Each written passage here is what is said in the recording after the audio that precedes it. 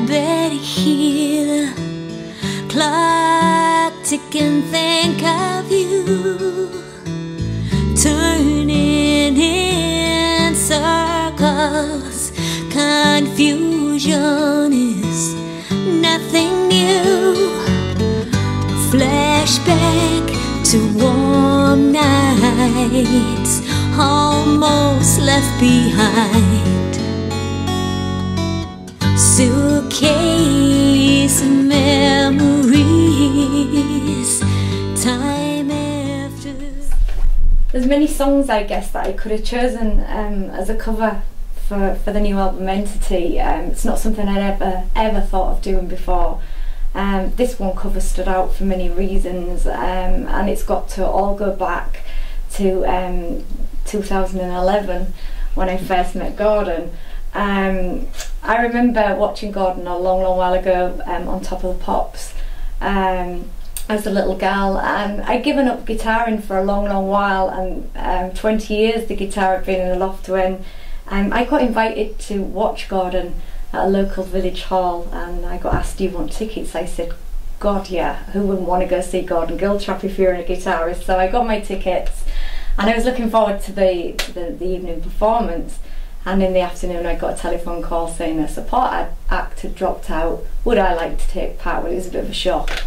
My guitar had been in the loft 20 years, but I went down for the sound check and I was a bag of nerves. And I messed up completely, like you would, and I ended up in this little side room, shaking like a leaf, when in walked Maestro himself, Gordon Giltrap. I couldn't believe. I thought, oh my goodness, my first thought was, I'm in his dressing room. I was so embarrassed, but he hung his shirt up and he sat next to me. It was an amazing sort of thing, and it automatically sort of calms me down, because he's got that sort of calming nature. So he sat there, he played alongside me, and he had to go off for a TV interview. I was getting over the shock of it all, and as he goes out the door, he said to me, I tell you what, Carrie, why don't we gig this tonight? And I said, oh yeah, that's great. And as soon as he walked out the door, I thought, what have I just agreed to? This is the guitar legend, the acoustic guitar legend, Gordon Giltrap. My guitar has been in the loft, it's not even been restrung. What am I even agreeing to this for? But that was the start of it all. Yeah, it's really funny because I arrived at the gig. It wasn't a theatre. It was basically a church hall. It wasn't really a dressing room. It was a back room. But as I walked towards the room, I could hear this beautiful voice and this lovely guitar player. I thought, this is the girl I've been told about who would be supporting me. This is the girl I was told that hadn't played the guitar for 20 odd years and had just got it out the loft, and I thought, blimey, she's doing all right after not playing for 20 years. And I walked in and she had her back to me, and what came across was this very nervous person. You could tell she was quite nervous. And she said, oh, I'm sorry. I said, no, carry on. It sounds beautiful. So she carried on singing. And I think I said, oh, is it all right if I jam along with you on this one? Because I love the song. Everybody loves Time After Time, don't they? And so I did. And that's kind of how it started. And I thought, this would be really good, because I'd heard so much about Carrie. Be really good if she joined me on stage for this. And so I just said in passing, look, why don't we do this tonight? Because I love sharing music with people. It doesn't matter who it is. It could be somebody famous or somebody just starting out. Music is to be shared. It's the whole sharing experience, whether it's just two people playing together or an audience. You've got the energy, and sadly that's what's missing at the moment because of COVID. You know, you can't get that energy, that tangible feeling that you get when you see a live artist, and that lovely interplay between artist and audience. But that's how it all started. It was lovely. So I think on that evening I'd got so nervous being on stage after such a long while. I introduced Gordon to come on the stage. That was the plan. He said to me, you go on, you play your song, and then just say, I've got a special guest I'm going to bring on, and of course it was Gordon, so the audience was like, really surprised, and on he came, and it was that moment when he sat next to me and I felt totally calm, and it was like quite magical. And I think we've played this song that many times together now, haven't we? Robin and Bay and places like that. I've lost count. We've played this together during good times, sad times. Yeah. But doing this single gave me the opportunity to really focus on the piece. I thought, great, I'm glad Carrie's doing this. It means I can actually start to do it properly as opposed to jamming on it. And on the record, Carrie starts off with a superb guitar playing, and I'm doing this. It's a thing called harping, and you get this.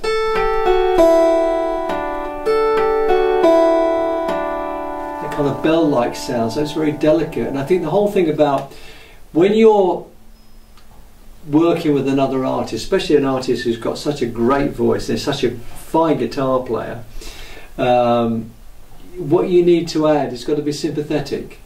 You need to serve the song and serve what the music is doing, and that's what I've tried to do with Time After Time, because you got that with that harping thing. It almost feels like a clock ticking, you know, or bells ringing, you know.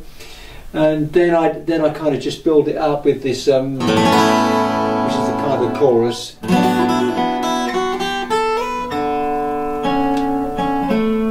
And so it goes on. And you'll hear that when we perform it together at the end of the video. But yeah, it's I love it. It's a great song, and I think Carrie's done she's owned the song. Let's put it that way. I suppose it's to a degree, Carrie. We've owned this. This is our song. It's our version. We're going to bring our sensibility, our spirit to this piece of music. I think we've done it. Yeah. And of course, you said the other day, how many years have we known each other now? Oh God, it goes back to 2011. I mean, when you meet somebody that is, I was sort of starstruck at first, and but you soon got over that. And I didn't expect the friendship to continue. I think you left me a note in the dressing room that night saying, it was a pleasure to play alongside you, and it was actually the chords. He'd scribbled the chords down on the back of a piece of paper that he'd got out of his guitar case, and which I kept, of course. And I never expected anything more really than that. But I did my first EP, Luna, which was just a 7-track. It was a bit of an experiment, to be honest, just my self-pen stuff, and I thought, I'll just drop one in the post to him. There's no harm in doing that. So I did, and he came back with, I didn't know you wrote. I said, you never asked. He went, oh, you're a singer-songwriter? I said, yeah. And that, I guess, I think that's where the interest started. Well, yeah, it did. It resurrected the memory of us working together, and you know, you'd been spoke about several times since that initial concert, and I think the extraordinary thing was that it opened the floodgates. It was like a door had opened, somebody had turned the key, and suddenly all these amazing songs started to come out. You know, really, really, particularly the title track of Luna. It's a beautifully crafted song, and I think that Carrie truly found herself and realised, you know, this gift that she's got because her songs aren't just songs; they're poetry. And it just came out and unfolded like a flower blossoming. It's beautiful. It was beautiful, and that's led. We could talk for hours about our friendship, what we've done, the ups and downs, the laughter and the tears. But the very special thing about this lady is, without her, I wouldn't have been the recipient of this, which is the MBE. And Carrie campaigned, unbeknown to me, for 3 years. Bless her, talk like a dog with a bone. And eventually I was put on the New Year's Honours list, and I got this last year, 2019, and Carrie was there. Unfortunately, when you're the recipient of something like this, you're very limited with the number of people you can take. You can only take all in all 4 people. But I'd love to have taken Carrie, but bless her, she waited outside the gates of Buckingham Palace, and there she was with a big smiley face. It was just they don't let you in if you wear Doc Martens. Oh yeah. I think you probably would have put a pair of sandals on, but it was lovely. I owe this girl so much, not just for getting this, but the deep friendship and support she's given us over the years. I could go on for hours chatting about our friendship with Carrie, which goes back many years, the good times, the bad times. Fortunately, it's been more good than bad, and which have obviously led up to me getting this MBE, but we're proud to have her as a friend. Oh. I can't believe it sometimes when I'm sat here holding this, because it was 3 years worth of work, I guess, and I've never done anything like this before. I think the first thing that struck me is when I realised Gordon didn't have an MBE. That shocked me. I thought he would have already. A lot of people were sort of talking about maybe getting the forms and beginning to start a campaign to get him one. It's once you get the forms and you realise what's involved, you realise what you've got yourself into. Obviously I needed to get proof of the charities. Gordon's a very charitable person, uses his music to help other people, which is a very special gift, and I needed to prove that this is what he did. So for everything that he put on the letter, I realised I would need to have a support letter. So I wondered how I was going to do this. So I'm literally trying to find out all his contacts to try, and this is behind his back. He had absolutely no idea this was going on, and I felt so naughty doing it. So I was contacting all these people that I knew, and basically they were so wonderful. They don't know me. They maybe do know me as the girl that Gordon Giltrap was mentoring, but they don't know me personally. And I was in touch with brilliant people, like Whispering Bob Harris, from the Old Grey Whistle Test, and his wife Trudy helped me. Mid Joe from Vintage and the Vintage in Dorsey helped me. I was in touch with Brian May. Gordon's worked with all these fantastic people, and of course time went on, and these things take time, and I thought I'd failed miserably. Apparently it takes 3 years, 3 attempts, sorry, to actually get this right. But we did it on the first go, and which is quite a shock. But after the 18 months was up, I thought, no, I've not managed it, I'm going to have to try again. And then just out of the blue, there it was. Amazing. And there it is, folks. Well worthy of it.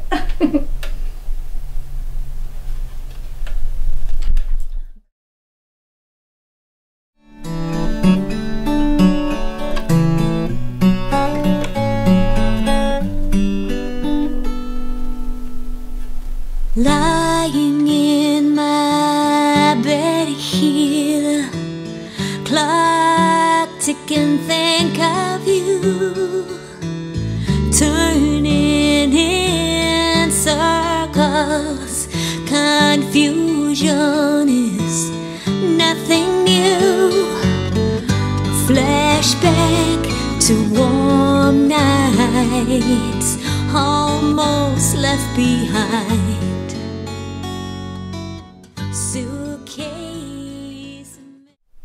For today's session, he squeaked chair, we're using these vintage guitars, which are fantastic. I've been an endorsee of the company John Holby's for many years, and this is my vintage deluxe model. And shortly after meeting Carrie, I told her about these guitars. I said, Carrie, you need a decent guitar. And the first one she bought was the very first model, the GG 2000. She fell in love with that, and she used it. Did you use it on Luna, or did you? I did use it. I recorded the full EP. Ah, you bought that. Yeah. You bought that without being an endorsee. I did, yeah. That's right. And on your recommendation. Yeah. And I thought, well, this girl should be an endorsee, so I put her forward as an endorsee, and it's led on to lots of things. But these. I mean, Carrie is a real ambassador for the company. She uses every Saturday night when she does the live streaming. She uses this guitar. She uses the JG model, which was created in memory of my son Jamie. And they all sound fantastic, and particularly the Viator. Yeah. That's a funny story. The Viator is an instrument developed by Paul Brett. It's a small scale guitar. And Carrie got one. I was around the house one night. I said, you're not playing the Viator very much, Carrie. She said, no, it sounds like a bag of spanners. I said, what do you mean? She said, it sounds horrible. I said, give it here. So I did a few things to it. I just took it apart, got the action down a bit, put a new set of strings on it, and it transformed it. And I've got to tell you, it's the best It's the best Viator I've ever heard. I mean, I would like it. I've got one and it's lovely, but really, it's the best sounding Paul Brett Viator I've ever heard. And they're just great instruments. And I think the reason we both love them is the company is doing a great service to the music business, because they are producing instruments that sound fantastic, but in the main, most people can afford them. Yeah. But you look at a guitar like this and you've heard what it sounds, or you will be hearing what it sounds like when we perform time after time at the end of this video. But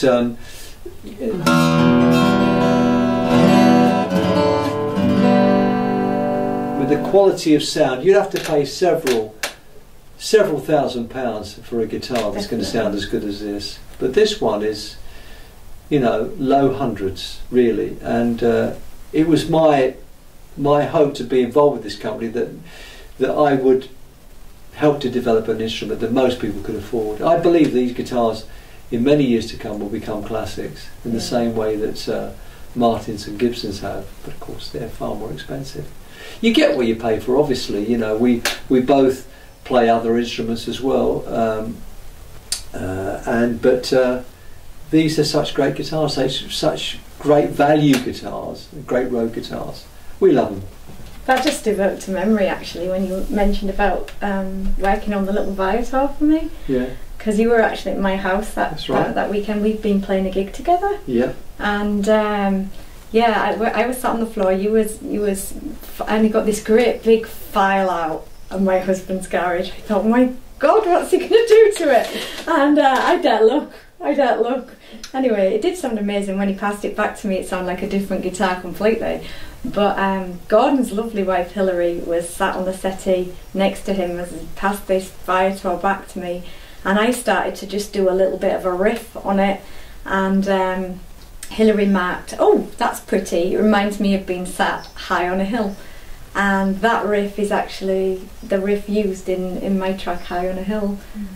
On Seductive Sky. You've got a great memory. I have no memory of that riff being born that night. Yeah, I just do remember, I said to Darren, "You've got any tools?" He brought out this blooming great file. I thought, that'll do, filed it down. Dr. Giltrap. And most people, including my wife, when I first met her 35 years ago, I bought a guitar and I probably took it to bits, and she was shocked. She thought, "Oh God, I hope this bloke knows what he's doing." They've taken the neck off and done a few things.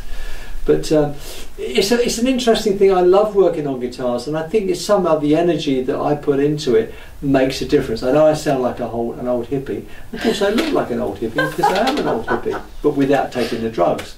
But you know, it is that love you put into something, and every tiny thing you do to a guitar does improve it. And not that these guitars needed much improvement. No, but, they're you know, brilliant guitars. We just love them. So them. thank you, JHS. Yeah, thanks JHS. We love these guitars. Yeah. Do you think we should play something? I think we should. Let's now we've been talking about the piece and all the component parts. Yeah, let's do it. Yeah, I mean, the song Time After Time, it's just one of those songs that you listen to the lyrics and you think, wow, I wish I'd written those words. It's a fantastic song. Right, so here we go, after 3. 1, 2, 3.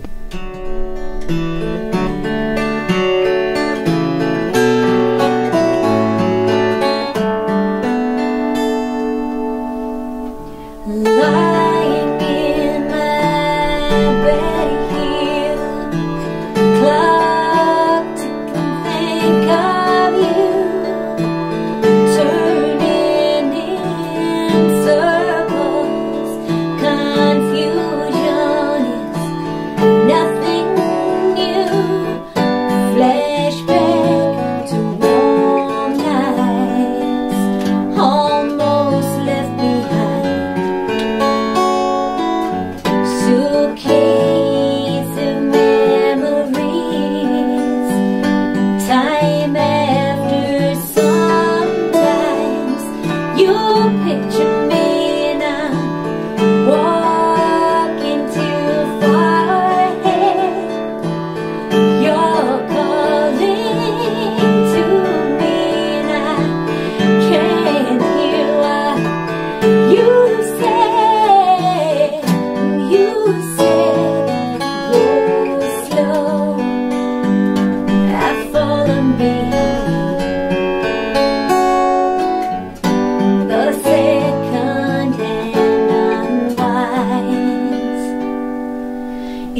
you're lost, you can look and you will find me. Time after time. If you fall, I will catch you. I'll be waiting. Time after time. If you fall, I will catch you. I will be waiting. Time after time. Time after time.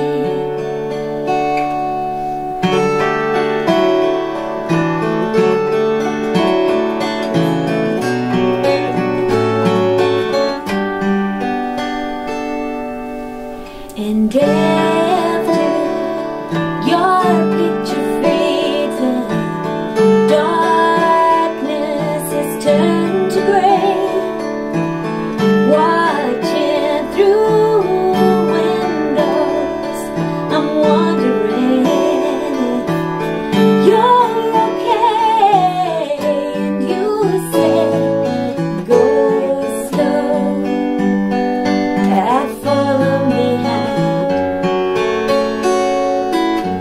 and the drum beats out of time. If you're lost, you can look and you will find me. Time after time.